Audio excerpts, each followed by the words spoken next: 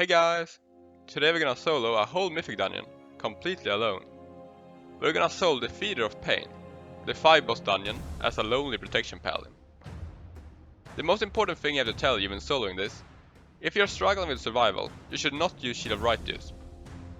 The damage reduction isn't worth spending 3 holy powers on, compared to the heal with War of Glory. I'll give you an overview of the encounter, and also put timestamps in the description, if you're curious about a certain boss. Starting off with the first boss, the 3 champions of the 3 champions of the arena, Desia, Paceran and Satchel. This was actually the hardest boss thanks to a certain mythic mechanic. And that mechanic is the rogue Exira. She spawns every now and then the NPC does what the rogues do best, which is stunlock you until you die. I tried to outrun it, or position myself where she wouldn't get me, but that didn't work. It took a few attempts until I realized you can see and actually hit her before she gets to you. Using an ability on her will cause her to despawn and stop the chase. This turned the first encounter into a kind of horror game, being stalked by a shadow on the ground that you quickly have to notice or you end up dead.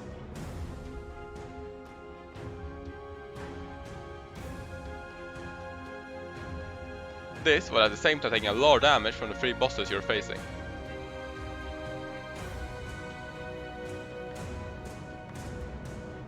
The hardest hitting of the 3 is Desia, the melee warrior. She has a 30% mortal strike debuff, which hurts your survival a lot. Thankfully, we get up to 4k HPS by spamming War of Glory, and that managed to keep me alive.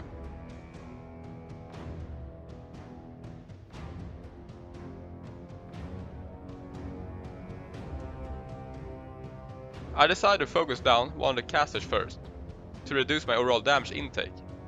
I also had a macro for Exira to target her in stealth.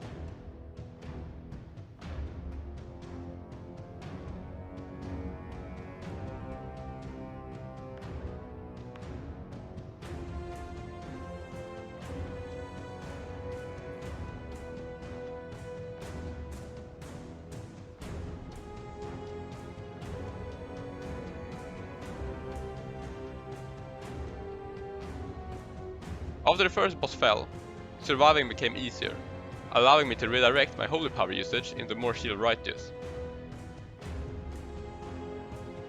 Finishing the whole encounter took a while, but with the boss damage output lower, the end of the fight wasn't too hard.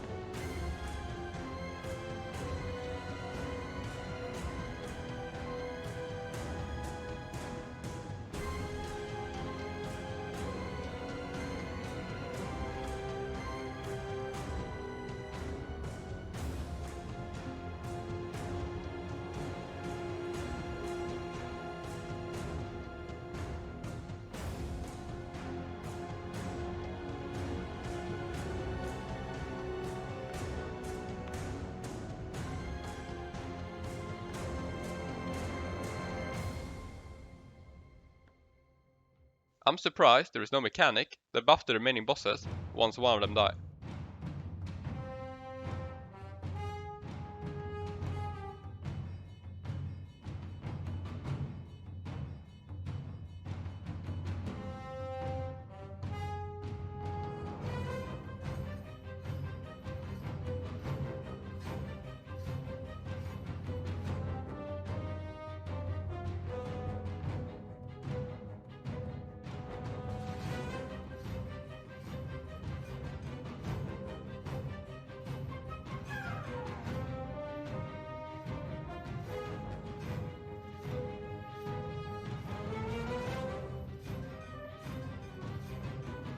The second encounter we work towards is Exav the Unfallen.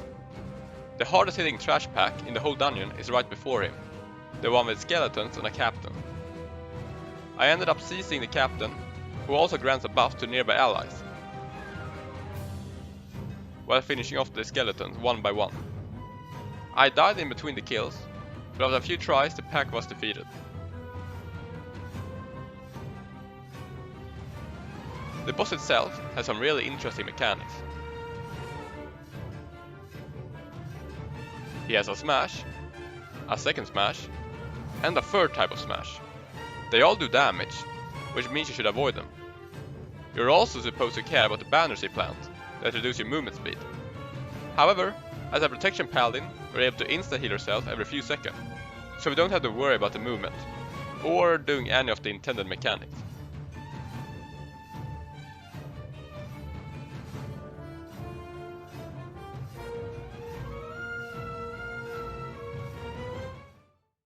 You also avoid his signature ability, the one that throws two party members into arena to fight. Since, well, you're alone in there and won't have any party members.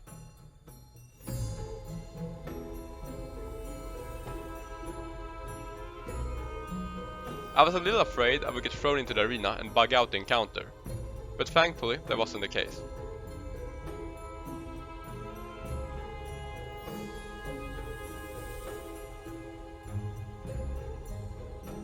A fun thing is that the boss drops the Paladin legendary that I decided to go with, the Magistrate Judgment. It is by far the strongest for single target survival, since it gives us a massive amount of holy power that can be spent on a massive amount of heals.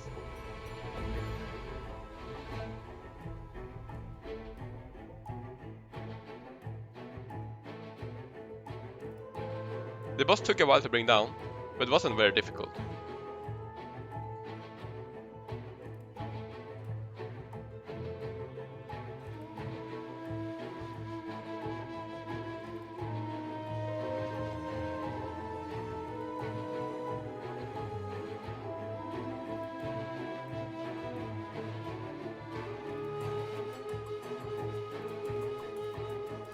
The third boss we're going for is Goreshop. The trash before him takes a while, but it isn't anything special, especially since we can cleanse ourselves of most debuffs. The boss doesn't have many deadly mechanics. He has a tank damage ability, Hateful Strikes, that does moderate amount of damage. It could pose a threat if you're low HP when you cast it.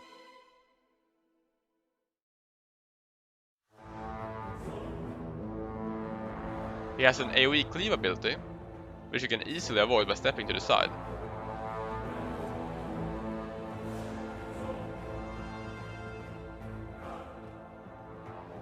He does summon adds quite often, but they don't really do anything of note either.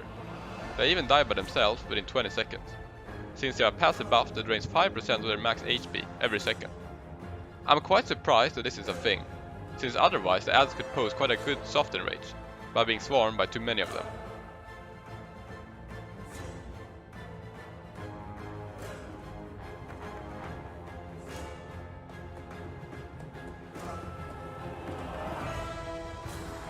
His signature ability are the meat hooks that travel the arena.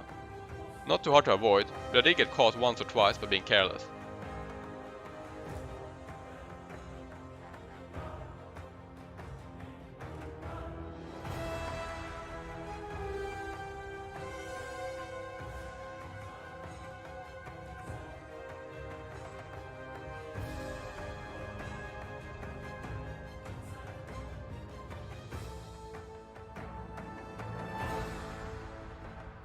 Even if you're caught, you suffer a little bit of damage, but you easily break free once the hooks bring you to the end of the arena, so they are very forgiving.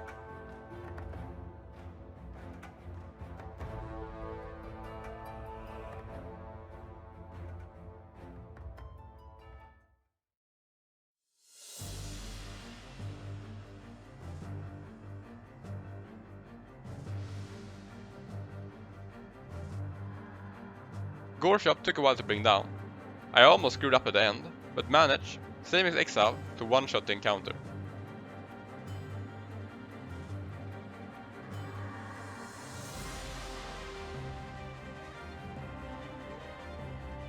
The second last boss, which is also quite a tough one, is Kurtalok.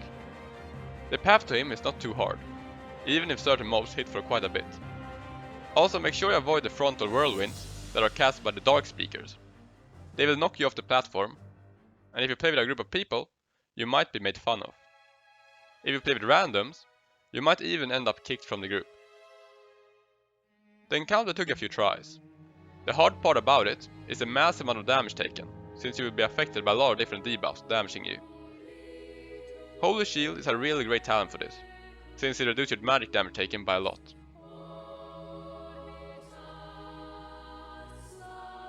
His signature ability if I will give you trouble. He will draw out your soul. He usually doesn't cast this on the tank, but since there is no other target, you have to take every single one of these.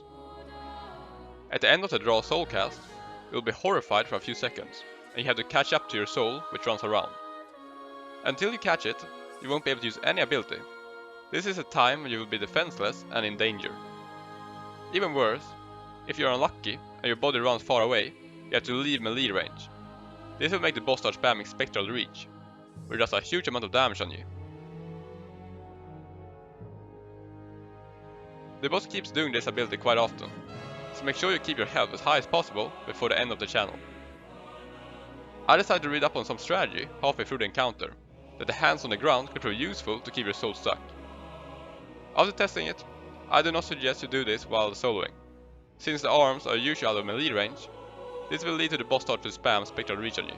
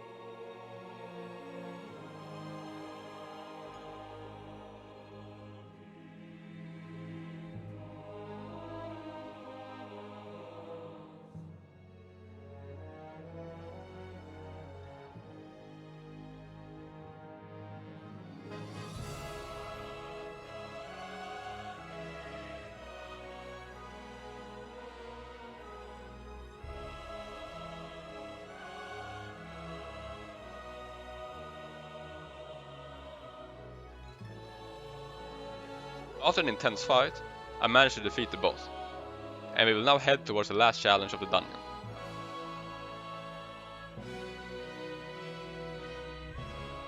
Mordota, the Endless Empress, is the final challenge you have to face.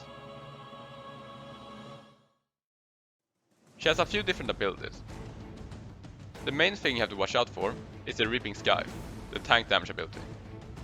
It doesn't hit for too much, but if you're low HP when it's casted, you'll be in trouble. She will periodically summon Deathwalker ads that hurt you. If you're Traveler Survival, I suggest you focus them down, otherwise they'll die to your AoE.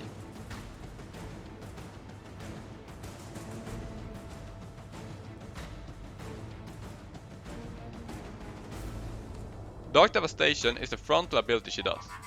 It is not that dangerous, but the knockback can be annoying if you're near a rift that she spawned. The Gasping Rift will try to draw you into it. If you get too close to it, you'll be stunned for quite a while. And if you don't have a trinket or removal ability, you'll be in trouble.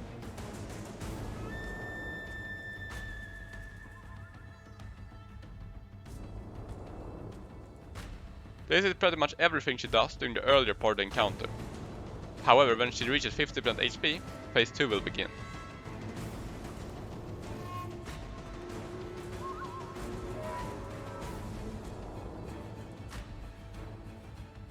The new ability that she learns in phase 2 is that she summons ghostly ads.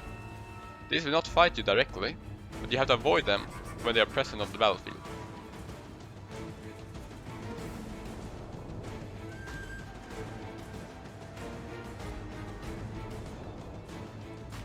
The most annoying combination can be the ghostly charge that they do, at the same time while the boss is using Dark Devastation. So keep your eyes open and be ready.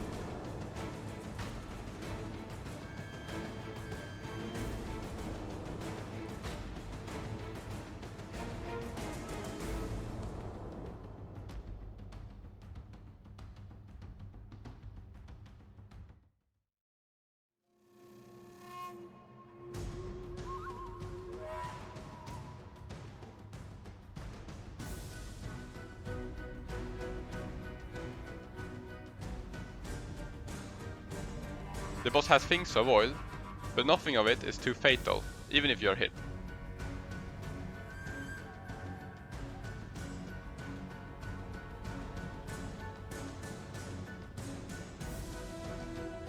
I hope you guys enjoyed the solo video. Overall, I have to say that the bosses are surprisingly forgiving. Maybe that's a welcome thing.